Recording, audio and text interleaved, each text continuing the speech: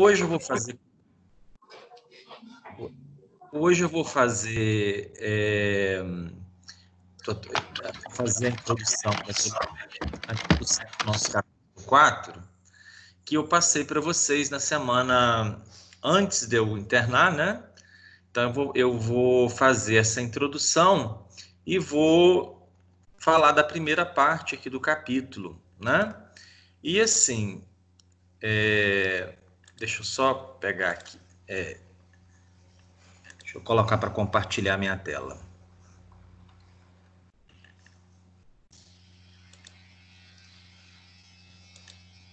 Muito bem. Vocês estão vendo a tela do meu computador aí? Sim. Sim. Muito bem. Então, gente, hoje, né, nós vamos começar de fato aí esse nosso capítulo 4, e assim que eu terminar, eu quero fazer um teste com ele, de vocês, né, para a gente gerar a nossa primeira nota dos instrumentos avaliativos. Então, a gente pega o nosso capítulo 4 e a gente já olha o título, a gente já vê de novo Revolução Francesa e a independência das 13 colônias. Aí a gente fica se perguntando, né? Mas a gente não já estudou Revolução Francesa? Nós não já falamos sobre Revolução Francesa? Nesse capítulo, vai falar novamente da Revolução Francesa, só que com outro enfoque. Nós falamos sobre a independência da América Espanhola, falamos um pouco da independência do Brasil, e nós vimos que essas independências, elas todas têm uma relação direta com a Revolução Francesa, com as ideias iluministas. E nesse capítulo aqui, no capítulo 4, nós já vamos ter um outro enfoque, né? Vai relacionar com questões atuais, né? Igual, por exemplo, a gente tem visto muito aí no mundo a questão das lutas, né? Contra o racismo, que são uma constante, né? Que tem tomado grandes proporções essas lutas contra o racismo. E nesse capítulo 4 aqui nós vamos falar sobre a independência do Haiti também, né? E nós vamos falar sobre alguns conceitos, como a questão do Estado laico, a questão da democracia, que nasceram nesse contexto aí da Revolução Francesa, que são importantíssimos para a gente entender e relacionar com o nosso contexto atual, para a gente entender por que é importante que as pessoas lutem tanto pela democracia, pelos direitos, pela liberdade em diversas naturezas, a liberdade de pensamento, a liberdade religiosa. Então, esse capítulo ele vai fazer uma relação desses movimentos, né, da Revolução Francesa e da independência das 13 colônias com a nossa vida, com o ritmo da nossa vida atualmente, com os direitos, as garantias que nós temos hoje em dia. Muito bem. Então, olha só, eu preparei aqui um roteiro, né, um resumo dessa parte introdutória, né, da contextualização, para a gente seguir como direcionamento. E aqui, turma, depois, na parte de Revolução Francesa ali, que vocês vão ver que vai pegar a Revolução Francesa sobre uma outra ótica, nós já vamos ir pontuando lá parte a parte lá no material. Então vamos começar aqui, ó. Então, ó, nós contextualizando aqui, nós temos que entender a Revolução Francesa nesse capítulo, a Revolução Francesa que acontece em 1789, a independência dos Estados Unidos que acontece em 1776, como movimentos que provocaram grandes transformações na América, no nosso continente. E entre esses movimentos, a gente tem a independência do Haiti, né? Que aconteceu em 1804, que foi uma independência que vocês vão ver que ela vai ter um caráter muito diferente das demais independências, porque ela foi uma independência radical, porque além de tornar o país independente lá, nós também temos o fim da escravidão, já em 1804, e isso é um marco muito importante, tá? E a independência do Brasil em 1822. Nesse capítulo, nós vamos falar de forma mais sucinta da independência do Brasil, não da forma que nós falamos no capítulo anterior, né? Então, esses dois movimentos vão marcar a luta por liberdade, por autonomia política em relação às metrópoles, que eram os países colonizadores. No caso dos Estados Unidos, a Inglaterra, né, que era o país metrópole, né?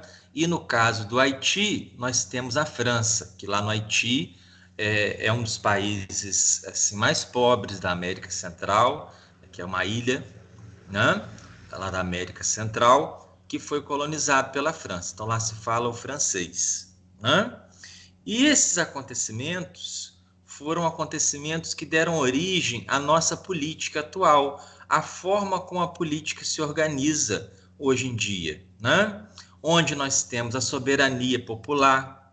O que é soberania? Soberania é o poder que está nas mãos de quem? Do povo, né? Quando a gente fala que o povo é soberano, é porque o povo é quem manda, é porque o povo é quem escolhe, ao contrário do antigo regime, onde o poder se concentrava nas mãos do monarca, nas mãos do rei, né? E aí nós temos conquistas como o sufrágio universal, que é o voto, né? Todo mundo pode votar, todo mundo tem que ser ouvido na hora da tomada das decisões políticas, né? Nós temos conceitos de cidadania, de direitos individuais, né? Como proteção ao trabalho, proteção às pessoas. Nós temos liberdade nas suas mais diversas naturezas, né? Liberdade política, liberdade de pensamento, liberdade de expressão, liberdade religiosa, inclusive liberdade de expressão. A gente tem se falado muito sobre liberdade, sobre o conceito de liberdade de expressão. Vocês devem estar acompanhando aí nos jornais, né, sobre a questão das fake news, né? Onde que assim que a liberdade, até onde vai a liberdade de expressão, né? Porque se você fala mal de uma pessoa, por exemplo, se eu falo que a Nicole matou alguém, né? Eu estou dizendo que a Nicole cometeu, por exemplo, um crime, né? Então eu estou injuriando, eu estou caluniando a Nicole. Injúria e calúnia também têm uma natureza diferente. Então, assim, todas essas conquistas, né, essas liberdades, elas têm origem aí nesses movimentos que vão começar aí lá no século XVIII. Então, por isso que é importante a gente entender esses movimentos. Voltando lá para o nosso resumo. Então, cidadania, direitos individuais, liberdades nas suas mais diversas naturezas e o direito à justiça. Então, esses movimentos que aconteceram no momento de crise do antigo regime, que a gente já falou em outras ocasiões, né, marcaram o quê? Lutas por direitos sociais que eram restritos a uma pequena parcela da população, na Europa e na América, né, que eram a nobreza lá na Europa, né, que tinha privilégios, era um pessoal que não trabalhava, era um pessoal que era proprietário das terras, era o pessoal que ocupava os principais cargos na política e na religião. E o que essa gente tinha de diferente das demais pessoas? Nada. Então isso gerava indignação, né? E essa indignação levou a uma luta por igualdade, né? Por diminuir e modificar essa situação, né?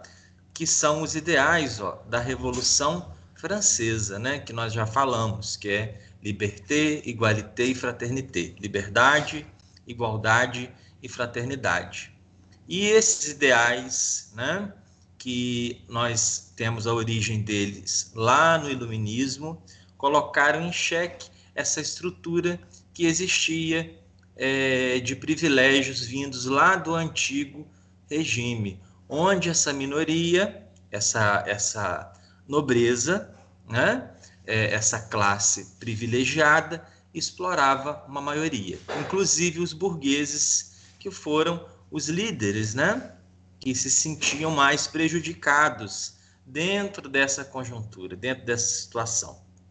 Bom, ambos esses processos, né, que se desenrolaram com violência, né? Nós temos que entender que as revoluções, elas acontecem às vezes de forma pacífica, né? E elas podem acontecer também com o uso da força, com o derramamento de sangue, né? Então, às vezes, na história, nós temos uma certa radicalização para que as transformações aconteçam, né? Por exemplo, hoje em dia a gente vê aí vários protestos mundo afora em relação à questão racial, a gente vê o povo queimando prédios, né? Nós vemos aí barricadas nas ruas, lutas, e isso é uma coisa que é comum na história. Assim, na Revolução Francesa, por exemplo, estima-se que morreram milhares de pessoas decapitadas na guilhotina. É lógico que hoje ninguém vai pegar lá um monte de gente e começar a cortar a cabeça, do nada, né? E também não justifica, né? Eu sou uma pessoa que eu sou contrário, totalmente contrário a qualquer tipo de violência e de uso da força. Mas em certos momentos da história, os movimentos eles sempre vão recorrer a atitudes mais enérgicas, mais radicais, para que as transformações ocorram, para que um grupo demonstre para o outro uma atitude de força para que essas transformações aconteçam. Porque enquanto determinados grupos, né, se sujeitarem aos interesses de outros, né, e baixarem a cabeça, as coisas vão acontecer, né, e a sociedade vai continuar da mesma forma. O Miguel está perguntando aí se eu sou a favor da pena de morte. Não, não sou a favor da pena de morte, né? Inclusive a pena de morte, ela já existiu aqui no Brasil, né? Por um tempo, ela já foi uma coisa legal, né? Eu acho que existem vários outros meios da gente conseguir de repente punir sem tirar a vida. Lembrando que a vida, né? Ela é um direito que surge lá no Iluminismo como um direito, é o primeiro direito que a gente recebe quando a gente nasce. A gente tem o direito de viver. Então, assim, acho que quem tem o direito de tirar a vida, no caso, a gente olhando por um lado mais religioso, é só Deus, né? Então, gente, voltando lá para o nosso roteiro. Então, ambos esses processos que a gente vai estudar, a Revolução Francesa, a independência dos Estados Unidos, a independência do Haiti, eles se desenrolaram com violência, ou seja, aconteceram guerras, aconteceram mortes de pessoas, para que essas transformações se processassem e a sociedade, ela fosse o quê? Melhorando, né? Evoluindo. Tem pessoas que parece que a cabeça está parada no tempo, mas assim, o ritmo normal da humanidade é a evolução. Gente, tá indo rápido demais? Tá dando para acompanhar? Tem duas. Tá dando para Dá para acompanhar. Tem duas semanas que eu não falo, então hoje eu devo falar um pouco mais, tá? Deixa eu tomar um pouquinho d'água. Bom, seguindo então, gente. Então foram processos Vou resolver o microfone de último. Foram processos. Vocês estão conseguindo me escutar bem também, não estão? Sim. Então tá bem. Sim. Então foram processos que se desenrolaram com violência, né, para que eles acontecessem. A Revolução Francesa, nós temos a luta pelo fim dos privilégios, né, e a igualdade entre as classes, que era uma coisa que não existia, né? Lá na França, nós vamos falar um pouquinho rapidamente depois. A independência dos Estados Unidos, onde nós temos o quê? Uma revolta dos colonos ingleses contra as atitudes repressoras da Inglaterra, que era sua metrópole em sentido econômico e administrativo. Nós vamos ver que a Inglaterra sempre tratou as colônias, né, onde é os Estados Unidos, com uma certa autonomia. A Inglaterra sempre deu liberdade para as colônias e para as pessoas que vieram para cá, né? Tanto que desde o início, as pessoas que vieram para cá, para onde hoje é os Estados Unidos, eram pessoas indesejadas lá na Inglaterra, eram pessoas pobres, eram prostitutas, eram pessoas que viviam em dificuldade, mendigos, eram grupos religiosos que não eram tolerados lá na Inglaterra.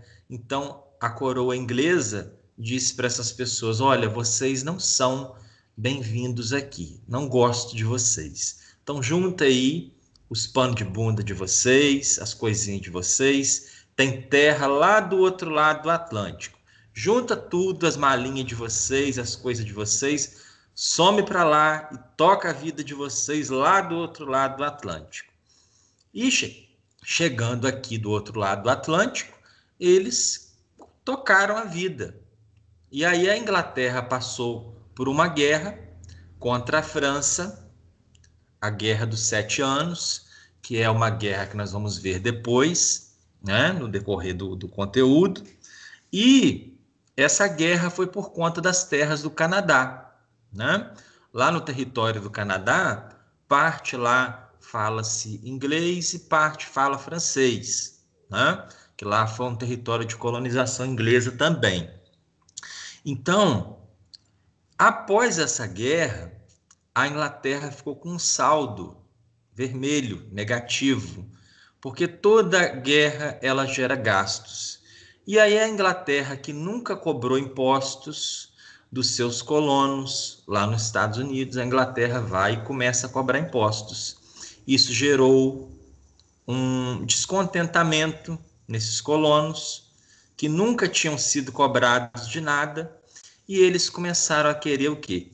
A independência. Então, por isso que a gente fala aqui, ó, de revolta contra as atitudes repressoras da metrópole em sentido econômico e administrativo. E vamos falar também da independência do Haiti, onde nós tivemos, né, como eu falei, uma revolução radical, porque além da independência houve lá a luta pelo fim da escravidão.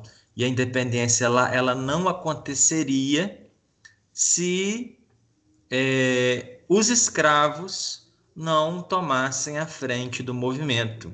Então, a independência do Haiti, ela é um movimento muito importante e que representa um protagonismo muito forte nesse sentido, né? Porque ela contou com a participação dos escravos para que ela acontecesse.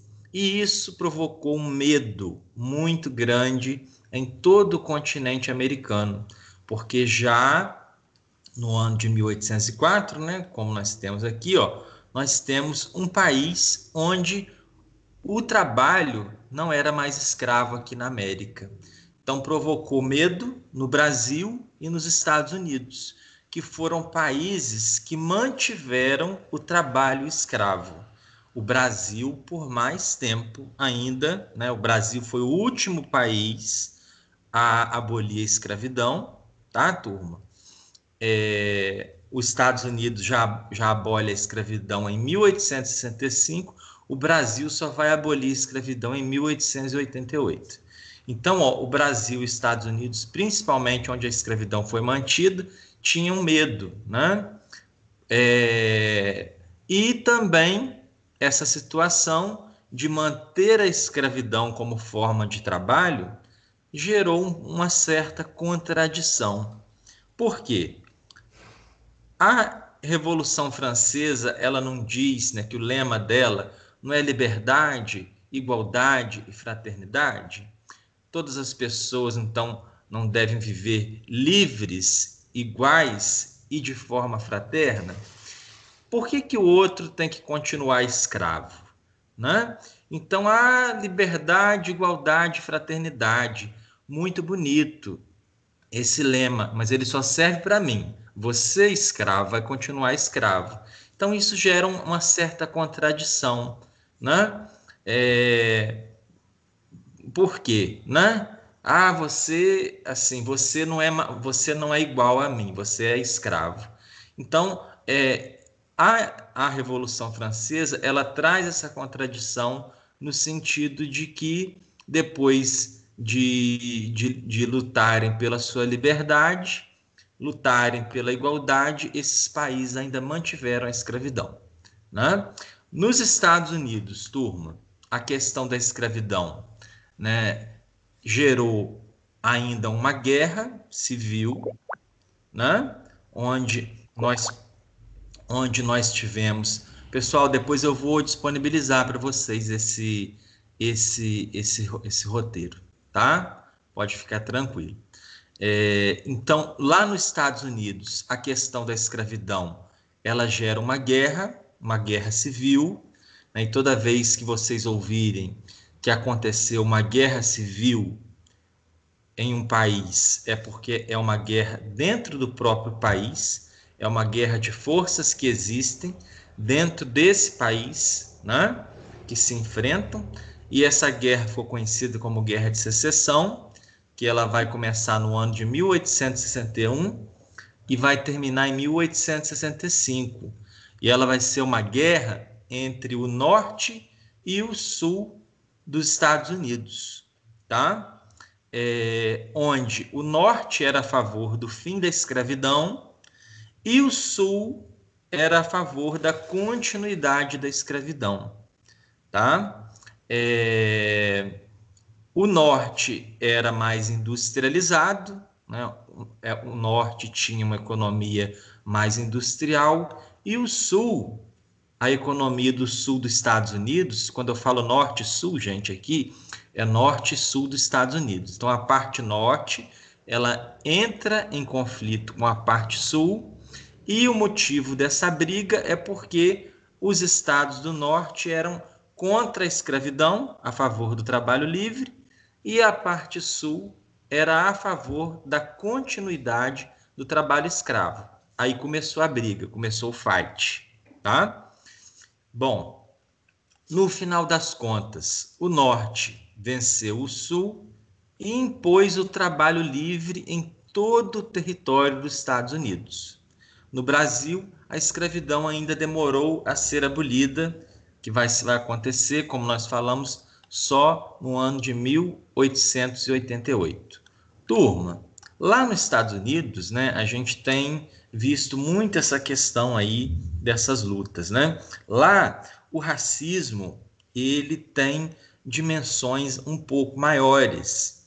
O que aconteceu lá nos Estados Unidos? Logo após a abolição da escravidão, que ela acontece em 1865, foram criadas leis lá nos Estados Unidos que diziam que os negros tinham que ficar à parte na sociedade, né? Então, embora eles tenham abolido a escravidão antes de nós, lá eles mantiveram leis e práticas que separavam, que discriminavam essas pessoas, que não reconheciam essas pessoas como gente. Então, eles deram, por exemplo, a liberdade aos escravos, mas não deram o reconhecimento dessas pessoas enquanto cidadãos, enquanto pessoas que podiam votar, que podiam frequentar a mesma escola, né, que podiam frequentar as mesmas igrejas. Então, lá existiam leis segregacionistas, onde tinha uma escola só para brancos, escola só para negros, igrejas só para brancos, igrejas só para negros. Nós tínhamos lá transportes públicos, onde tinham assentos reservados para brancos, e se um preto estivesse sentado, ele tinha que levantar e dar o lugar do assento. Então, lá a questão racial ela é um pouco mais radical, né, historicamente, e por isso que a gente percebe esses levantes que estão acontecendo lá, esse basta, né, que não é a primeira vez que acontece na história lá, né? Nós temos na década de 1960, nós temos a primeira leva, depois de 100 anos após a abolição da escravidão, os negros ainda se sujeitavam a esses tratamentos, né? Se sujeitavam, não, né? A sociedade sujeitava essas pessoas.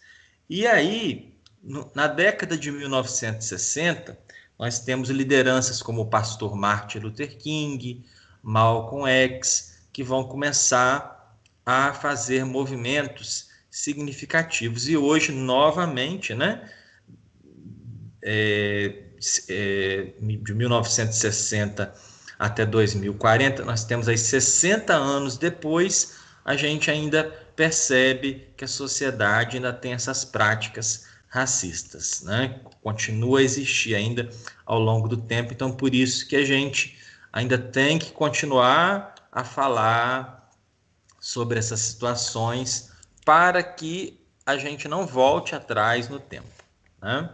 Então, seguindo, gente, voltando. Então, lá nos Estados Unidos, depois da independência, que aconteceu em 1776, nós ainda tivemos essa guerra de secessão, onde nós tivemos aí a vitória do Norte sobre o Sul, né? Essas revoluções, gente, e esses movimentos que a gente vai estudar nesse capítulo, garantiriam as primeiras experiências democráticas do mundo ocidental e abriram um novo período na história política mundial, né? A Revolução Francesa, a independência dos Estados Unidos, são movimentos que são marcos importantes para a construção do nosso mundo atual, né? Aqui, lá na apostila vai dizer, né, que hoje o nosso mundo é fruto desses acontecimentos que marcaram o final do século XVIII, porque a independência dos Estados Unidos acontece em 1776 e a Revolução Francesa em 1789, né? Os próprios regimes e valores democráticos que a gente desfruta, né, que a gente experimenta atualmente, com as garantias e os direitos pautados na liberdade e na igualdade, são fruto desses movimentos. Então, por isso que a gente tem que ficar por dentro e entender, né, a natureza, a essência desses movimentos, tá? Todas essas conquistas, são resultados de processos históricos de muita luta. Então, morreu muita gente batalhou, muita gente lutou, perdeu a vida, para que nós hoje chegássemos ao ponto em que nós chegamos, né? Então, nós temos esses dois movimentos como herança, né?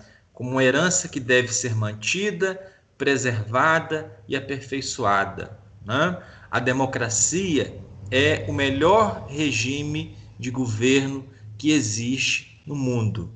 Então, ela deve ser preservada, cuidada, aperfeiçoada. Os direitos devem ser aumentados, eles não devem regredir, né? Então, quando a gente vê um grupo de pessoas, por exemplo, querendo impor uma minoria, né, a suprema, que se diz superior, né? Eu sou branco, eu sou melhor do que você. você tem que baixar a cabeça. A gente tem que lutar contra essas teorias racistas, contra esses grupos, né? Quando, por exemplo, um grupo pede, eu quero intervenção, eu quero ditadura, eu quero intervenção militar, isso não faz parte mais da história, isso são coisas que devem ficar no passado. O ritmo da história, né, já provou para nós que a democracia ela é a melhor forma de governo, né? É um melhor ambiente onde nós podemos viver e conservar os nossos direitos, né?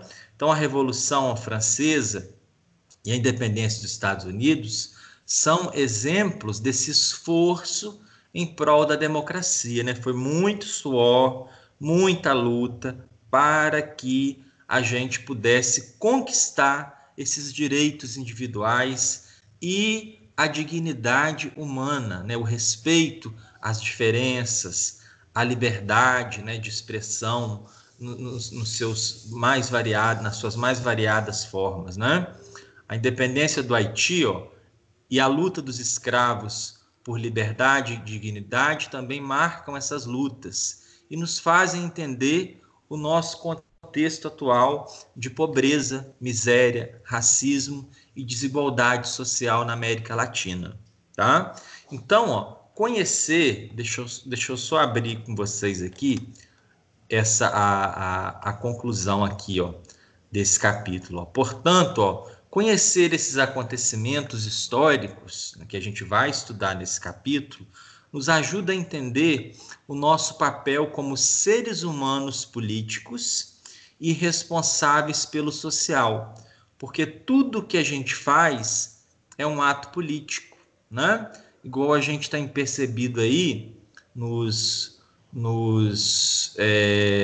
noticiários, que várias estátuas, vários monumentos estão sendo retirados de praças, porque representam histórias de pessoas que massacraram outras pessoas. Igual, agora recentemente, tinha uma estátua de um presidente, agora esqueci o nome dele, lá nos Estados Unidos. Estava ele em cima do cavalo e de um lado estava um escravo, um preto, e do outro estava o indígena. Então retiraram aquela estátua. Por quê? Porque ela simboliza o quê? A supremacia do branco. Então nós temos que mudar a nossa cabeça, né? Essas coisas são atos políticos, né? E são responsáveis pelo social. Que se eu coloco lá uma estátua no meio de uma praça, um branco em cima do cavalo, e lá o nativo americano e o africano lá do outro lado como subalterno, eu estou perpetuando na história o quê? Essa supremacia. Então, parece bobagem, parece uma coisa que não tem muito significado, mas tem significado. Então, esse contexto social e político é organizado e governado pela política, né? Que muitas vezes deixa de ser a dimensão do público para ser apropriada por interesses privados, tornando-se uma atividade a serviço de poucos que se beneficiam dela. Então, a política ela deve ser usada em benefício da maioria. Então, essas práticas prejudicam o coletivo, que é a finalidade primeira e última da política, tá? Pessoal, na semana passada, semana retrasada, se eu não me engano, eu cheguei a passar para vocês essas atividades aqui, né, de aprofundamento. Vocês chegaram a fazer essa atividade? Eu fiz. Tá. Então, Sim. deixa eu só... Então, vamos aproveitar que a gente chegou aqui nessa atividade e vamos comentar elas de uma vez. Então, aqui nós temos uma ilustração da Declaração Universal dos Direitos do Homem e do Cidadão, que nós já falamos dessa declaração, né? Então, a Declaração dos Direitos do Homem e do Cidadão, redigida e aprovada em 1789, durante a Revolução Francesa, tornou-se um dos documentos políticos mais importantes da nossa época.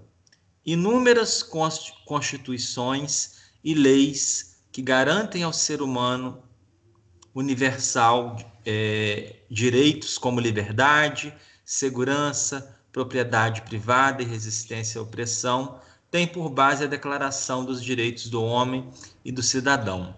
Considerando esses direitos citados, escreva sobre a atualidade dos direitos garantidos pela Declaração dos Direitos do Homem e do Cidadão e como cada brasileiro pode colocá-los em prática. Quem queria comentar? Quem pode comentar para a gente aí essa resposta?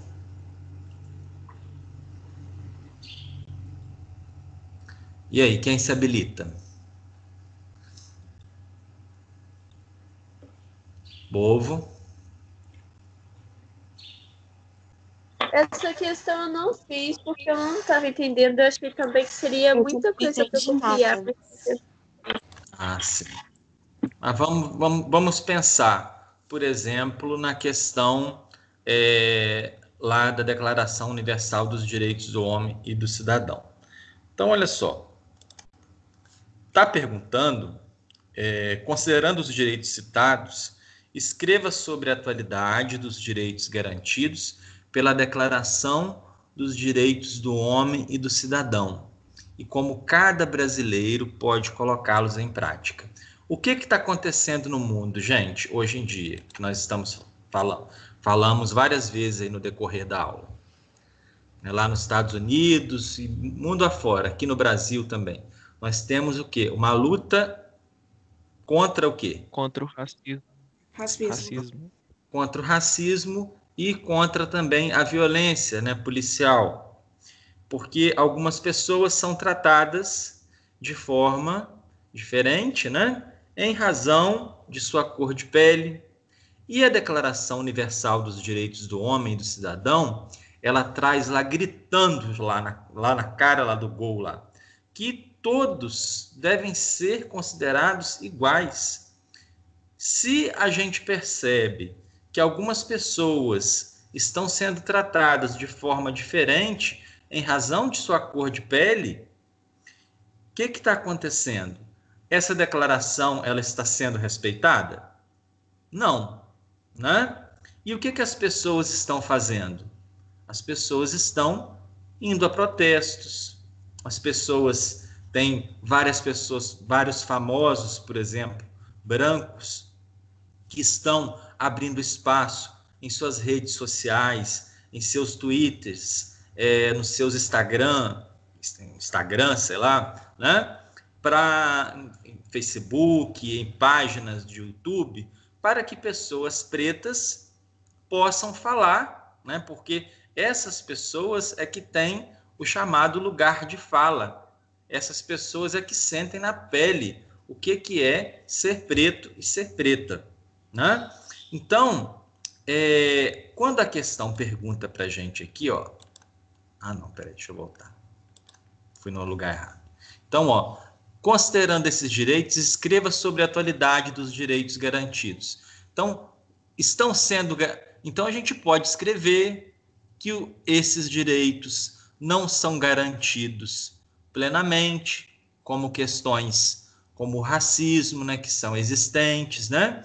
E como que a gente pode colocá-los em prática? Através da conscientização, através da luta, de protestos, tá? Então, vocês podem elaborar uma resposta mais ou menos nesse sentido, tá? Alguém quer que eu dite a resposta? Fale para copiar? Sim. Ah, então vamos lá, então.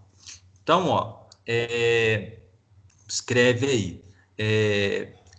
Os direitos da declaração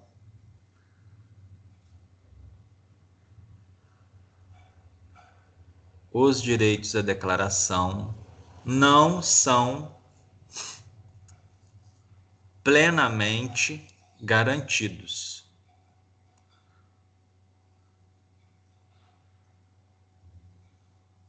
não são plenamente garantidos.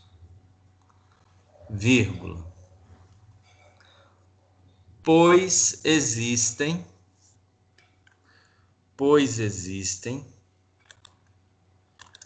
questões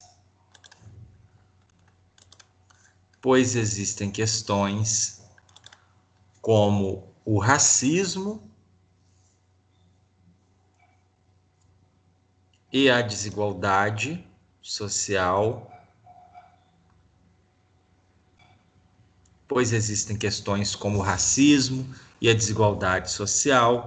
que precisam ser superadas.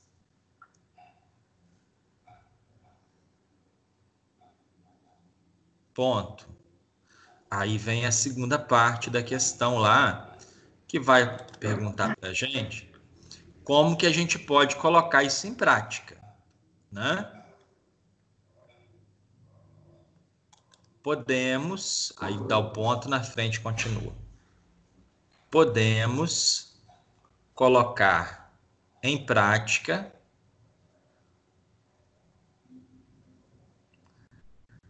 através da conscientização,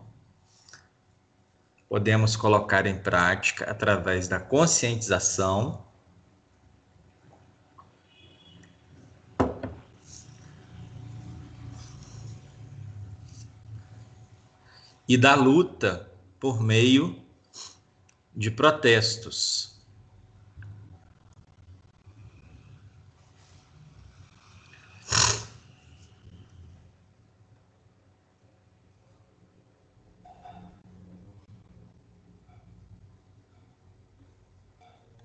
Acabou? Oi? Acabou. Acabou. Então vamos agora para a questão 2. A Declaração dos Direitos do Homem e do Cidadão, votada pela Assembleia Nacional Constituinte Francesa em 26 de agosto de 1789, objetivava romper a Declaração de Independência dos Estados Unidos, por esta não ter negado a escravidão, recuperar ideais cristãos de liberdade e igualdade surgidos na época medieval, estimular todos os povos a se revoltarem contra seus governos e acabar com a desigualdade social, assinalar os princípios que, inspirados no iluminismo, iriam fundar as bases dos regimes democráticos contemporâneos, ou pôr em prática o princípio a todos, segundo suas necessidades, a cada um de acordo com sua capacidade. Qual vocês marcaram? Letra D. Letra D. Muito que bem, é letra D. Isso aí, gente. Então, vamos lá. Então, hoje vamos seguir agora, então, tá? Nossa aula vai até 10h30, tá, gente? Tá quase acabando, tá? Senão fica muito pesado para vocês. Eu não quero absorver muito vocês também, não. Então, vamos lá. Então, ó, essa primeira parte aqui, gente, vai falar sobre a revolução nas ideias. A revolução que foi causada pelo iluminismo, né? As transformações no antigo regime, né? Que causaram o quê? A Revolução Francesa e também a independência dos Estados Unidos, né? Então, ó, esses grandes acontecimentos políticos do final do século XVIII foram gerados primeiro no nível das mentalidades, ou seja, os europeus e os americanos lentamente tomaram consciência das estruturas sociais injustas nas quais eles viviam. Lembra daquela questão do teste do iluminismo que eu coloquei, que eu pedi para vocês comentarem, a afirmativa? É de sonhos que se constrói a realidade. Primeiro nós tivemos a teoria. Tudo que a gente vai fazer na nossa vida, né, primeiro a gente idealiza, a gente traz para o campo das ideias. Depois a gente coloca aquilo em prática. Igual a gente pensa, eu vou estudar porque eu quero ser um médico. Eu quero ser um advogado. Eu quero ser engenheiro. Eu quero ser arquiteto, arquiteta, né? Eu quero me formar em ciências biológicas. Eu quero fazer química, né? Primeiro a gente passa por um período de gestação dessas ideias, depois a gente coloca em prática, né? Assim aconteceu com a Revolução Francesa e também com a independência dos Estados Unidos, que foram movimentos que foram gerados pelo iluminismo, né, que aconteceu antes, né?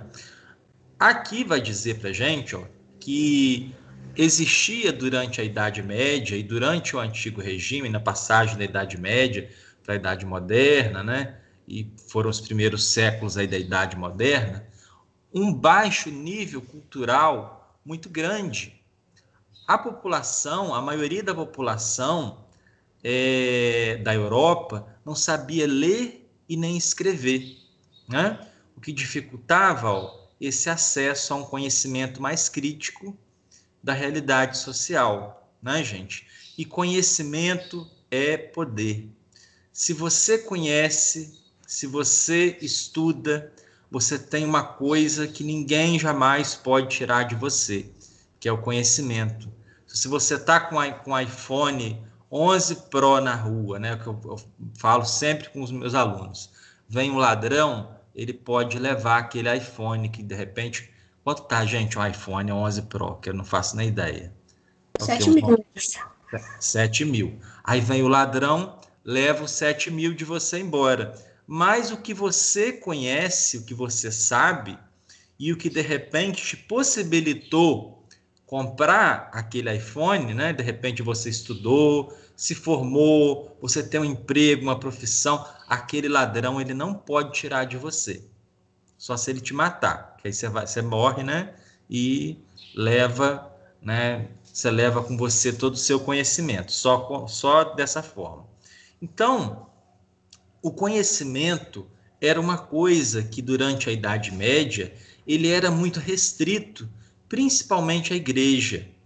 A maioria das pessoas não sabia ler, não sabia escrever e não tinha acesso ao conhecimento. Nós vimos que até os livros, né? Só depois que a imprensa foi inventada é que os livros passaram a ser coisas mais acessíveis. E hoje, então, nós temos o conhecimento na palma da nossa mão. Nós temos aqui, às vezes, um celular, né? Um smartphone, onde você pode saber tudo ali a partir de um toque, né? O acesso à informação, ele cada vez está mais democrático. Só que isso nem sempre foi assim. Várias pessoas, por serem privadas do acesso ao conhecimento, essas pessoas eram mantidas lá numa condição de ignorância, perdão, né? E aí, quando um grupo de intelectuais começa a pensar e a elaborar criticamente a realidade, esse grupo de intelectuais, de filósofos, começou a questionar por que a sociedade é assim. Por que uns têm privilégios, né? Uma minoria tem privilégios, e a maioria é explorada? Por que aquele rei manda descompensadamente? Por que aquele rei é autoritário e o povo tem que fazer a vontade daquele rei sem questionar? Só tem que abaixar a cabeça e obedecer. O povo não é a maioria? Não é o povo quem faz tudo, que trabalha, que provê todos os recursos? Não é o povo que paga imposto? Por que a gente tem que servir o rei e não o rei tem que servir ao povo? Então, esse grupo de intelectuais começaram a debruçar o seu estudo sobre questões políticas e sobre as consequências mais sérias para o bem-estar, né, de todos os grupos sociais. Nesse contexto, a noção de igualdade surgiu no pensamento social e político desses pensadores, que começou a ocorrer a percepção de que as sociedades europeias estavam organizadas sobre ideias e princípios injustos, como privilégios, políticos e econômicos que eram passados de geração para geração de forma hereditária na nobreza. Então, por que que aquela classe é privilegiada? Ele não nasceu do mesmo buraco que eu e ele não vai para o mesmo buraco que eu? O sangue dele é diferente, né? Até brincava, o meu sangue é azul, eu tenho sangue nobre, eu tenho sobrenome. Por que eles são diferentes? Então, esse grupo percebeu, né, os intelectuais, os iluministas, percebeu que a desigualdade social estava relacionada à concentração da propriedade, da terra, nas mãos da nobreza e da Igreja Católica, que também era conhecida como clero, com o controle cultural feito por parte dessa instituição religiosa e com o analfabetismo quase absoluto das sociedades europeias. Essas percepções fizeram com que esses intelectuais passassem a defender a valorização da ciência e da racionalidade filosófica, em prol de um esclarecimento das massas, inclusive da defesa de uma educação pública para toda a população. Então, gente, no final das contas, é a ciência, né? Hoje a gente está vendo aí, mais uma vez, né, o que somos nós sem a ciência, né? A gente precisa da ciência. Enquanto a ciência hoje, por exemplo, não der uma vacina para a gente, a nossa vida não vai voltar ao normal, né? Então, o conhecimento, ele é poderoso e ele é muito eficaz nesse sentido, né? Sem ele, a gente não consegue evoluir. Sem ele, a nossa vida para. Então, hoje, mais uma vez, a gente tem a prova aí do quanto é importante, né? Do quanto é necessária a ciência aí no nosso dia a dia, né? Voltando lá. Então, essas ideias foram ganhando corpo e consistência, principalmente lá na França, onde mais tarde aconteceria a Revolução. A principal crítica era direcionada à estrutura política das monarquias absolutistas, né? Como nós já falamos, concentravam o poder nas mãos de uma nobreza proprietária de terras, que vivia de maneira improdutiva, explorando a maior parte da população, formada de camponeses que viviam em regime de servidão e pagavam uma carga elevada. E aí, gente, vem o senhor Montesquieu, né, que vai trazer uma das ideias mais importantes, né, que a gente tem falado muito atualmente, né, onde ele pega o poder que estava concentrado e ele cria uma teoria e ele diz que o poder político ele tem que ser dividido, tripartido, em 3 esferas, né? O poder executivo, legislativo e o judiciário, né? No nosso país, por exemplo, a gente tem vivido aí, né, tem dado aí muito nos jornais sobre uma crise institucional, uma crise entre os poderes, onde nós temos aí um conflito, né, entre esses 3 poderes, porque eles têm que viver de forma harmônica. Nenhum poder pode ser maior do que o outro, né? Cada um dos poderes exerce suas funções, evitando assim a concentração excessiva do poder. Dessa forma, o legislativo deve fazer as leis e dividir o poder com o executivo, que por sua vez executa as leis. O judiciário é responsável por interpretar e julgar as leis nos tribunais. Por essa divisão, de forma prática, se um réu for condenado em um julgamento feito no judiciário, o executivo é responsável por executar a pena de prender o réu. O sistema de tripartição do poder tornou-se uma referência para os países democráticos do mundo ocidental após a Revolução Francesa, pois passou a garantir que o executivo não concentre tanto poder político a ponto de tornar-se arbitrário e autoritário, como acontecia na França, por exemplo, antes da Revolução Francesa. Então, naquele período, as monarquias centralizavam o poder nas mãos dos reis, que tinham o poder de intervir na vida dos indivíduos, limitando radicalmente a liberdade deles. Aí nós temos lá na França a Bastilha, né? Que era uma prisão para onde todas as pessoas que desrespeitavam o rei eram enviadas e, na maioria das vezes, sem direito de defesa. Com a conquista dos direitos jurídicos após a Revolução, os franceses, passaram a ter o direito ao habeas corpus, que garante o direito de responder a uma acusação em liberdade. Por esse direito, enquanto não for provada a culpa do indivíduo, ele deve aguardar o julgamento em liberdade. Assim, esse direito interrompeu uma tradição de arbitrariedades e autoritarismos na Europa monárquica. Então, gente, como vocês podem ver,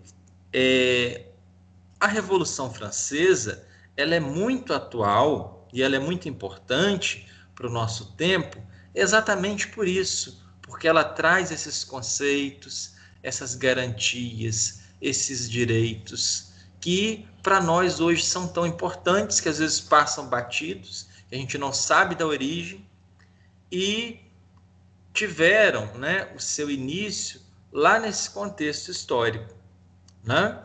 Então, hoje, enquanto uma pessoa não for considerada culpada, né, enquanto o julgamento dela transitar todo, essa pessoa não pode ser presa.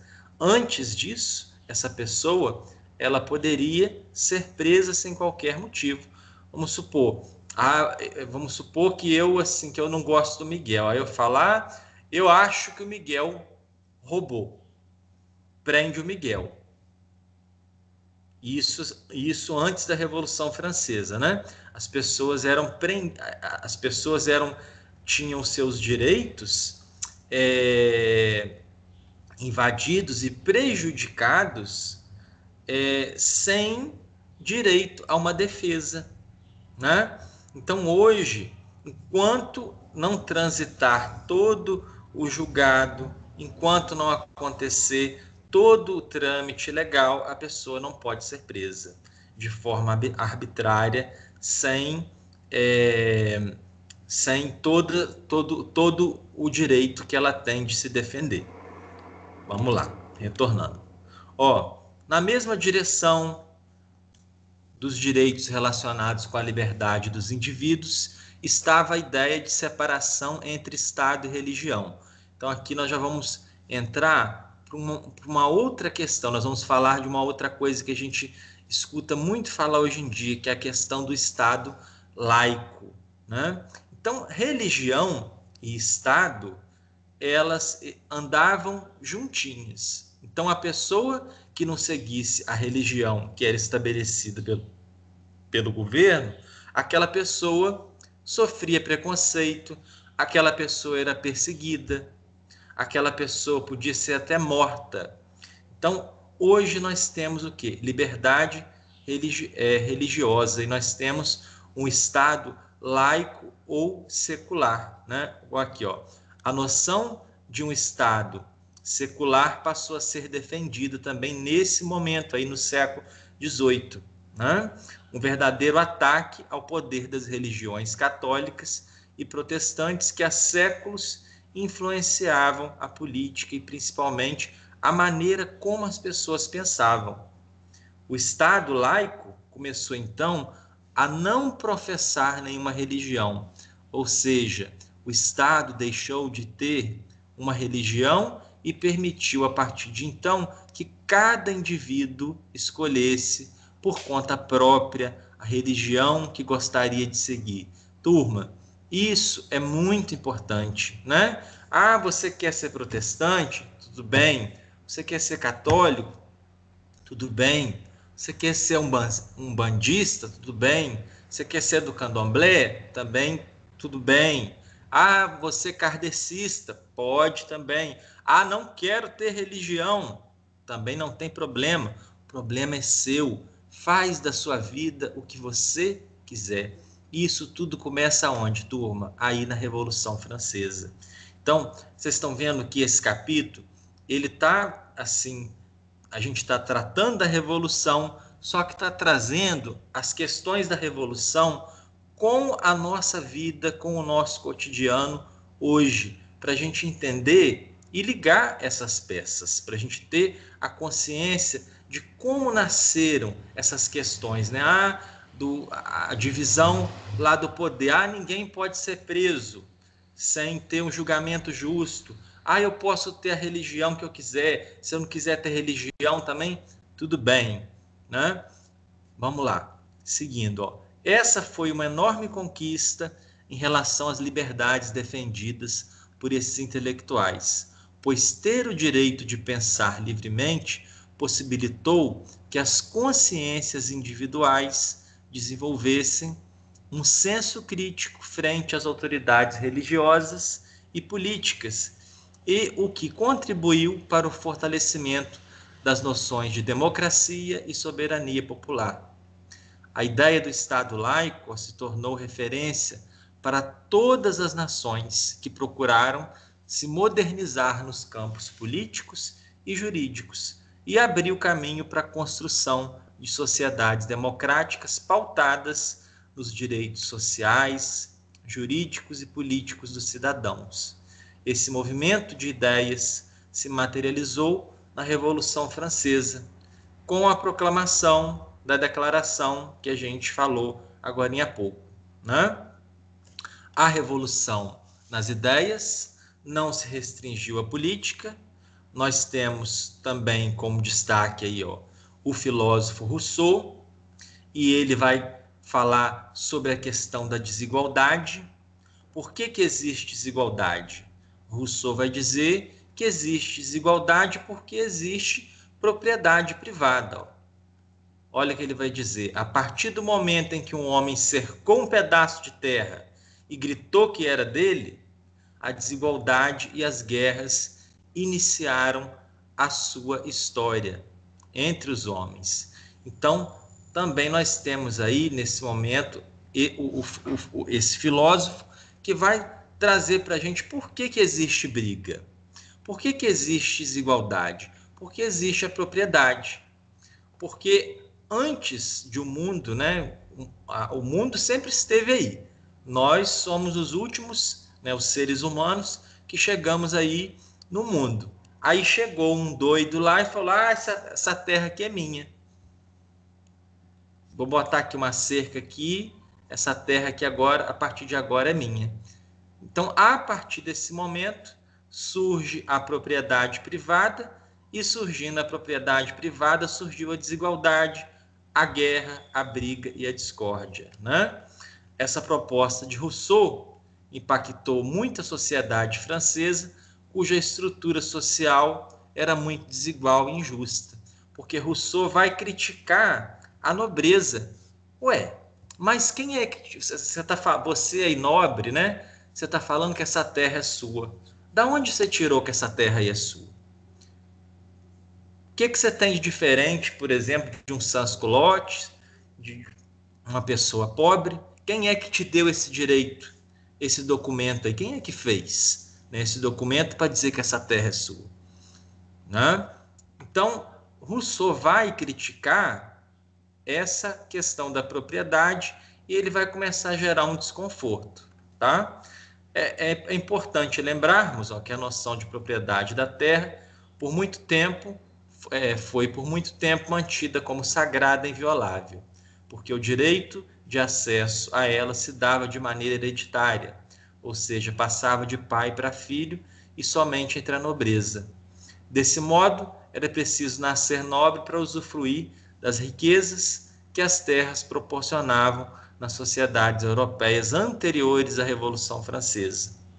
Juntamente com essa noção privilegiada a respeito do nascimento, da preservação do status social, da nobreza, e da Igreja Católica também defendia a preservação dessa ordem social devido à sua aliança política com a nobreza. A Igreja Católica também era uma grande proprietária de terras, devido às doações que recebia da nobreza, que, em troca da aceitação de alguns de seus filhos para se ter autoridade eclesiástica, doava para a Igreja, tornando-a uma de suas maiores proprietárias de terra da Europa. Além de deter o monopólio da cultura, a Igreja também coroava e santificava os reis, baseada na teoria do direito divino, segundo o qual os reis representavam os interesses de Deus na terra.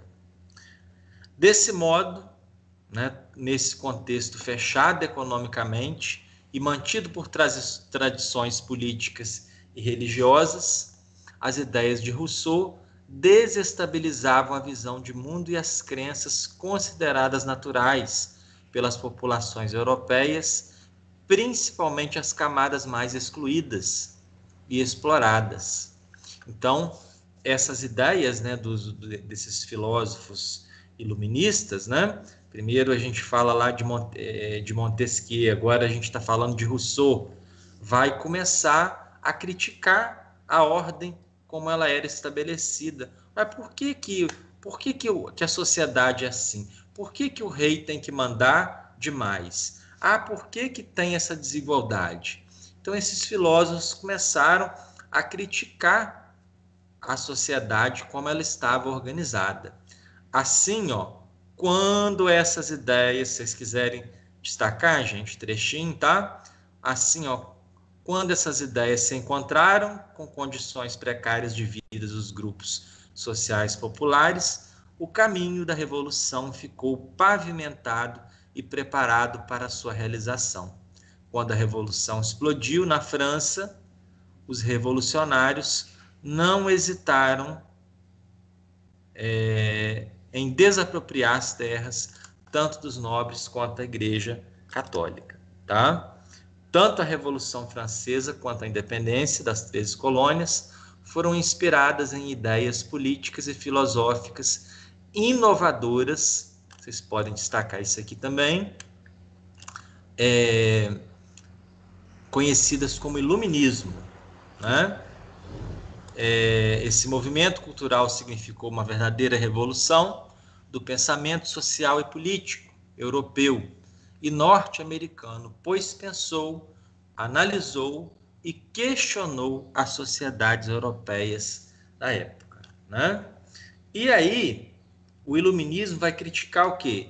O antigo regime, que nós já falamos sobre ele, que era aquela forma econômica, filosófica, social, política da passagem da Idade Média para a Idade Moderna.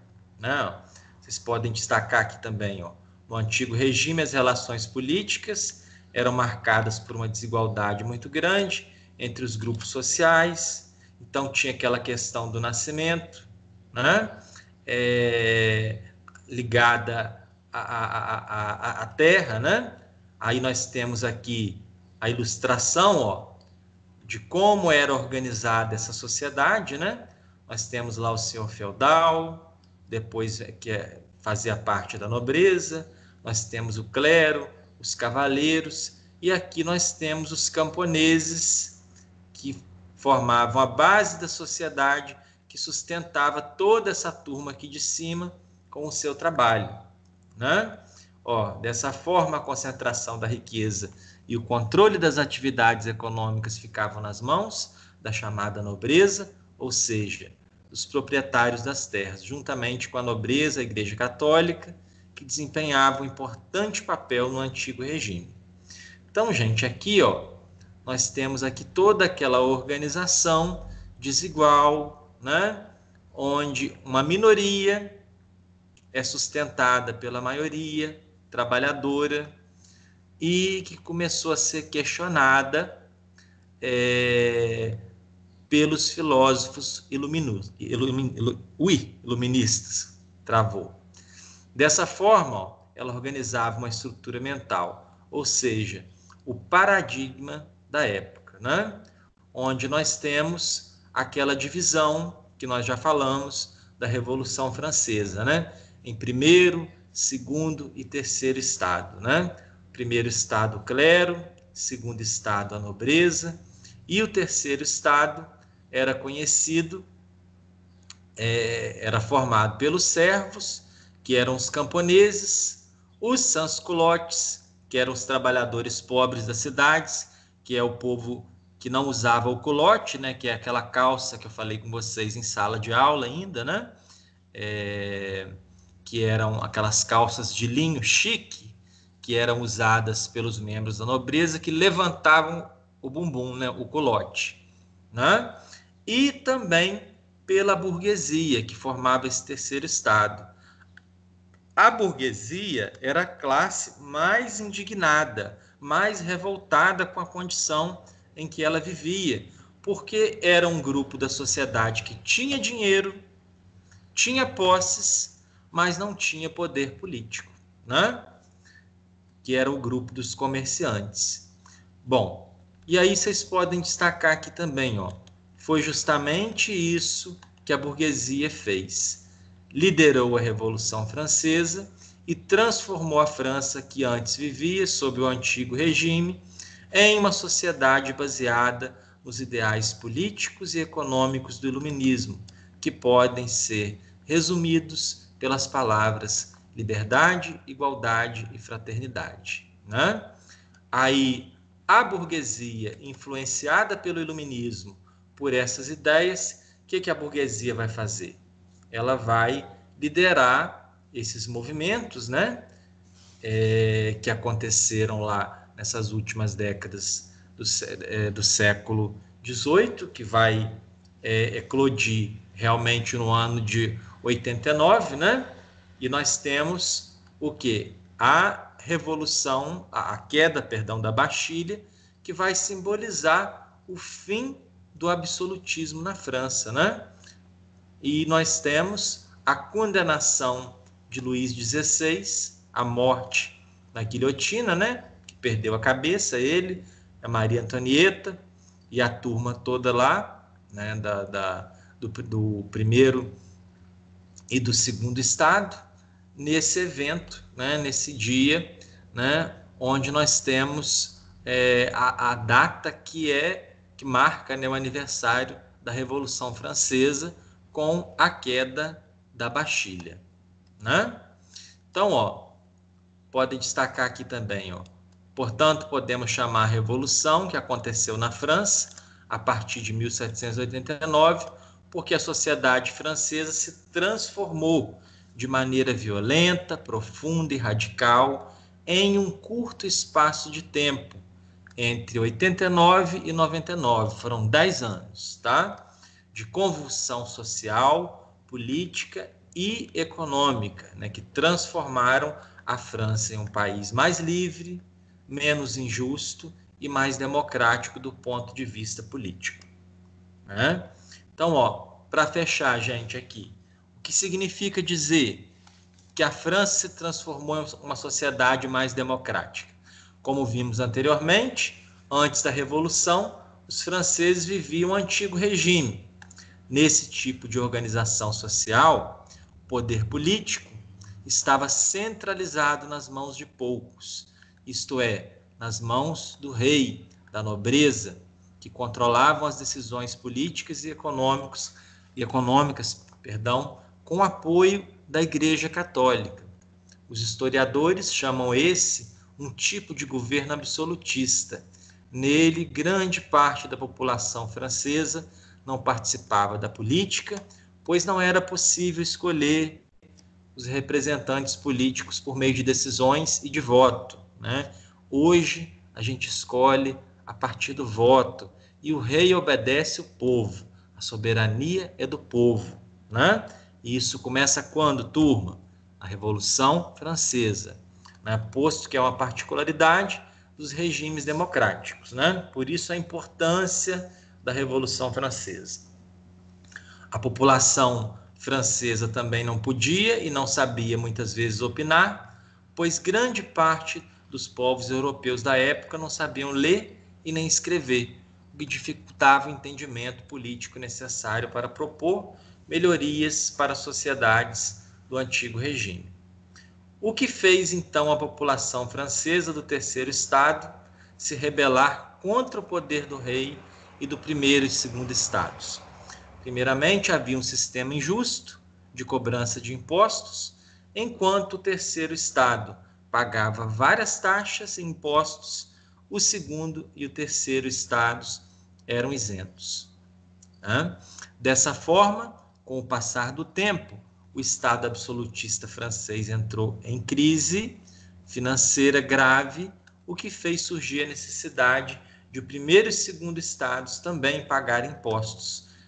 Diante da recusa, a revolução precipitou-se e a burguesia conduziu os grupos sociais do terceiro estado em um processo de construção de uma nova ordem social, política e econômica da sociedade francesa. Tá?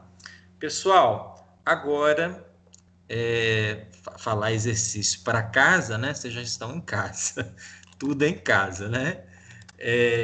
Eu quero que vocês façam para a semana que vem essas atividades aqui, tá? Da página 10 e 11, tá? Número 3 e 4, tá? Que vai ficar aqui para que vocês façam, né? Em um outro momento aí, né? Vocês. E na semana que vem a gente corrige aqui, a gente começa corrigindo essas atividades aqui. Tá bem, turma? Então, deixa eu só conferir aqui, né?